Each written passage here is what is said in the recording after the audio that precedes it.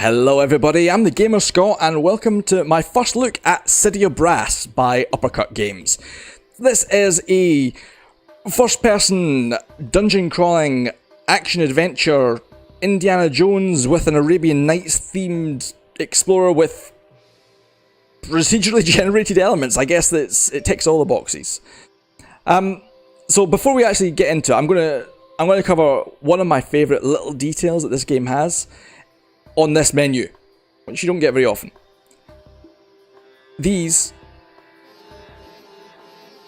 make music, and it's all in the right key and the right timing with the actual music. I just like kind of jamming this, but that's a nerdy musician thing, so that's fine. We'll get into the actual meat of the game now. So you'll be able to see it does have daily challenges. Right now there's not that many people playing. Whatever, that was unavailable. Check out. When I checked this earlier on, I was at the top. Has anyone else got in touch? Oh, I'm still at the top, look at that! So there you go. You can only play it once per day. I think I would like the option of like practicing it, but we'll jump into a proper game and get started. So right out the bat, burdens and blessings here. These can make the game either easier or harder. You can modify some of these things. So, for example, we can increase the damage that we do with our weapons, we can increase our health, that kind of easy stuff, which, I'm going to be honest with you, I probably need, because I am pretty bad at this game. But I still enjoy it, and I think that's the sign of a good game, is when you can suck, but still have fun playing it. And of course, here's also the idea of making things harder. So, some of this stuff, like respawning enemies, I can't imagine. Why would you ever want this? This is madness. But that's fine. I'm just going to keep it stock. I don't know, it tells you your starting loadout, but I don't know if that's part of the burdens and blessings, or if you can unlock more starting weapons as you go. Not a clue. But we'll jump in. It does take a little while to load this first level, and I don't know if that's my machine or if that's the game generating the level in real time. There are a lot of details, there's definitely a lot of objects in each level, so you can kind of understand it. So, as you'll see, the hourglass that just came round there goes to the top right of the screen. You do have limited time to complete each map.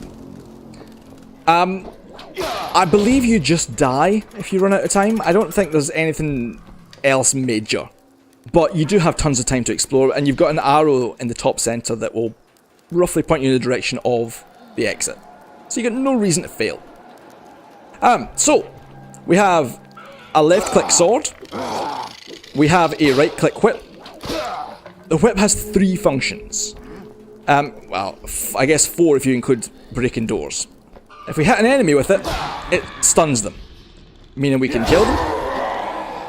You can also pull enemies towards you, which you'll want to do every now and again, and we will get back to that. And it can collect items. So we want to be collecting all of this gold stuff. Part of the Arabian Nights feel of the game is we're basically raiding ancient Egypt. Chests full of gold. And we can spend that gold, and we'll get to that later on as well. So, the last function that the whip has, I can't show you right now. Sometimes you will see... Excuse me? This is professionalism. I'm not even using a controller, I'm using mouse and keyboard, but I guess it just went into standby mode because I was playing another game a minute ago. I didn't know that happened. So, whatever. I'm going to leave that in. A professional might think about editing that out, but... whatever. Hey! I did not see you. So, the combat feels really meaty. I like that. I'm a big fan of like that chunky combat feel. When I hit an enemy, I like to know that I've hit that enemy. That kind of... what do they call it? Hey! Those guys are super annoying.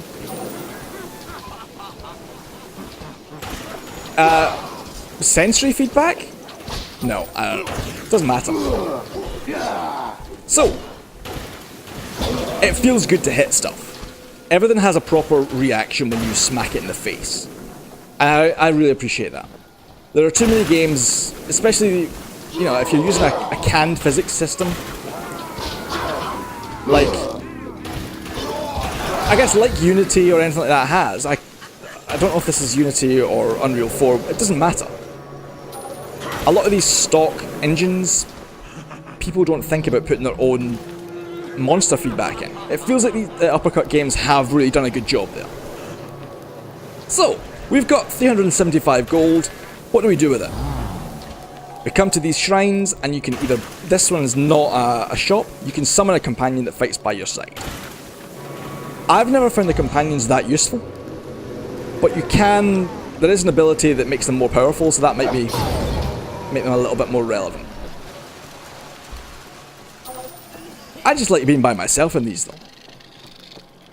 And, to be honest, there's not that much more to really tell you about the contents of the game. Again, like a roguelite, it's going to be different depending on what you want from it. This looks like a proper shop.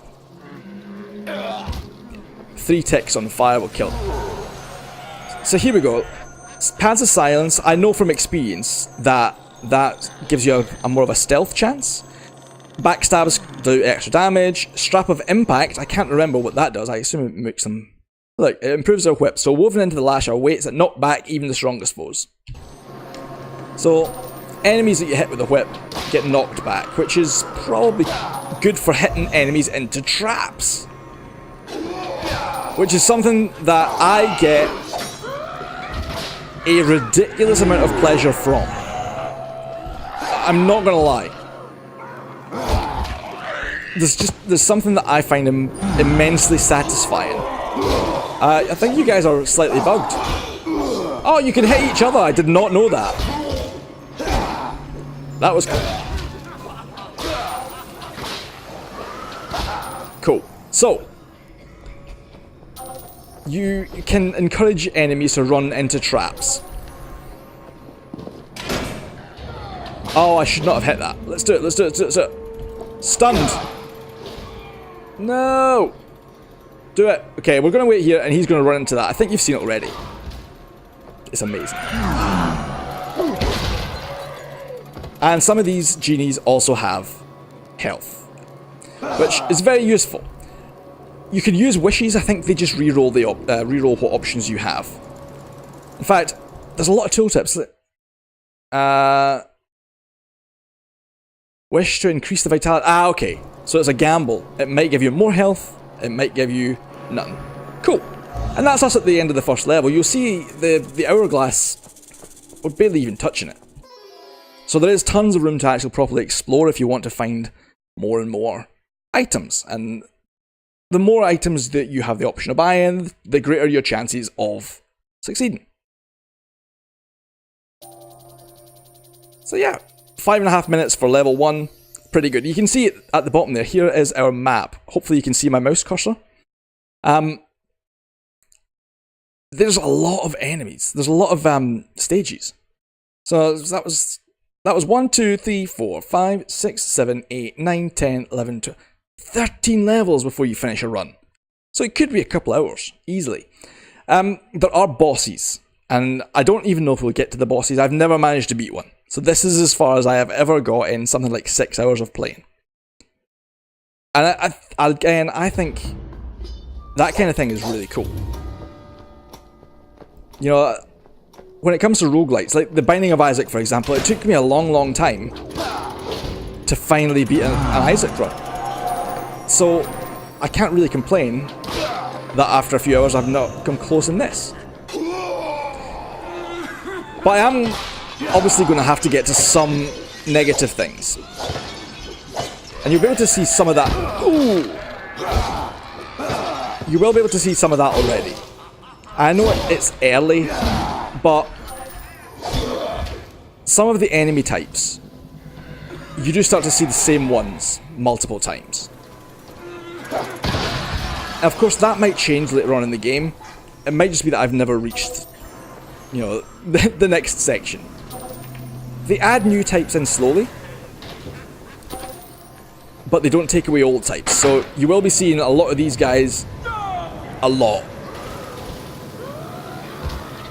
I thought he would die going through there. Every time, man. So as well as these spike pits, there are spike traps, there are spike pits. So if you stand on it, you fall in, you die. Oh, yes! I still love it. I cannot get enough. No, I was too slow, I was too slow, I was too slow. I should never have started that. So these guys, it took me a long time to work out. You cannot kill them. You have to just make a wish. And that's what you get. I don't know what it does, though. Oh, okay, so as I suspected, it means that if we attract enemies in here, he'll launch fireballs at them? That's cool.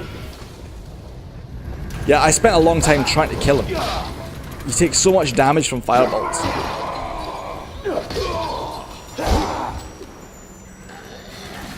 So yeah, the slight lack of enemy variety, it can get a little bit repetitive sometimes. But again, it's hard to properly judge that when I haven't got that far in the game. There may be, after the first couple of levels, better versions. So this Needle of Tears, that was the item list, by the way. There's a lot of them. So many of them that I've not unlocked all of them yet.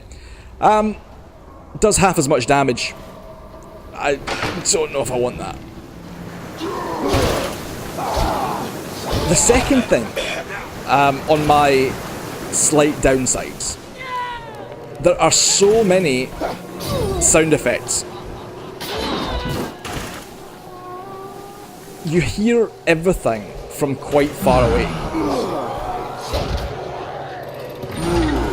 So, very often you can be walking around here and you can hear things in the next room.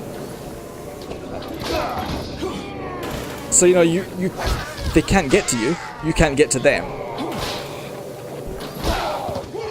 Hey!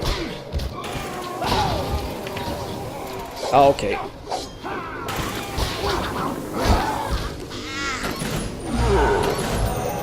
I don't know if you can hear it now, but there are a lot of sound effects going on. You hear things maybe from slightly too far away.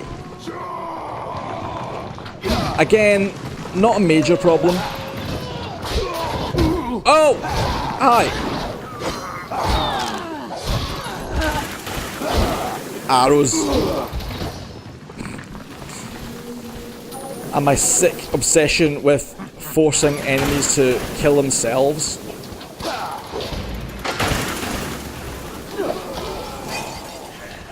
And enjoying hitting things with objects. But that's really all the negatives that I have for the game. And to be honest, some of these enemies are a little bit annoying, but they're not like scummy. You can avoid every attack that they have. And even if you don't avoid them, you can always look for a heal. That's the advantage of, you know, a generous time limit.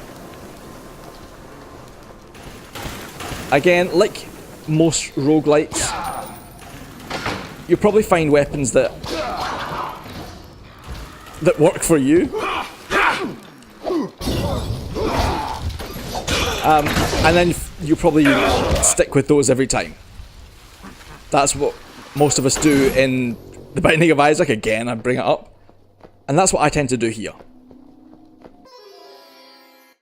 But yeah, you see the basic idea. And I can keep playing this over and over. I'm probably going to die soon because there'll be a boss right very, very close to the start of this level. I don't know if level 3 is basically all around the boss. But,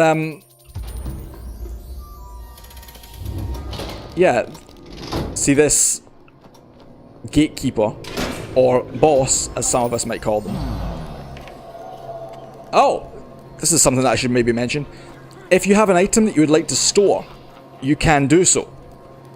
Well, which I guess actually is probably the starting items, right? That we just saw before. What item? How do I select the item though? Can I not? I'm not going to go into that here.